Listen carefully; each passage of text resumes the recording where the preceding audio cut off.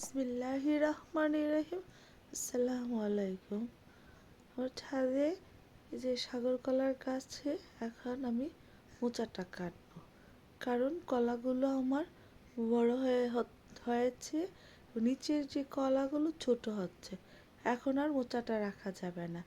এখনই সময় আমার মোচাটা কাটার। যখনই দেখা যাবে যে নিচের কলাগুলো ছোট আর বড় হচ্ছে না, তখনই মোচাটা ভেঙে দিতে হবে। আমি যদি এখন ভেঙে না দিই মোচাটা, উপরের কলাগুলো বড় হবে না, কলাগুলো পুষ্ট হবে না। তাই আমাকে এখন, আমি যদি মোচাটা ভেঙে দেই তখন উপরের কলাগুলো খাবার সংগ্রহ করতে তার সুবিধা হবে।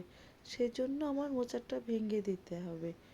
আমি এখন মোচাটা ভেঙে দেব। আর এই মোচা ফেলে দিব না, আমি এটা আবার জৈব সারের জন্য রেখে দিব।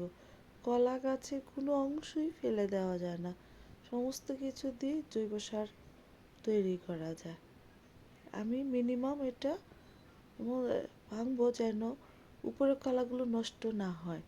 3 থেকে 4 ইঞ্চি দূরে আমি এই যে মোচাটা ভেঙে দিব। উপরের বড় কলা থেকে, এই যে উপরের কলাটা, তার থেকে আমি 3 ইঞ্চি দূরে মোচাটা ভেঙে দেব যেন উপরের কলাগুলো নষ্ট না হয়।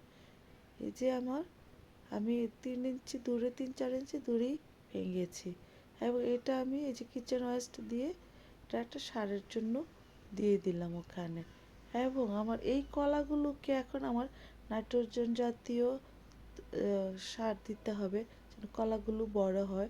আমি এখন খোল পচা পানি 15 দিন পর পরে তার 1:9 ওইভাবে মিশিয়ে আমি গাছে দিব আমি। এবং কলাগুলো বড় হবে এবং জিঙ্ক জাতীয় সার দিব। তো থ্যাংক ইউ, সবাইকে ধন্যবাদ জানিয়ে শেষ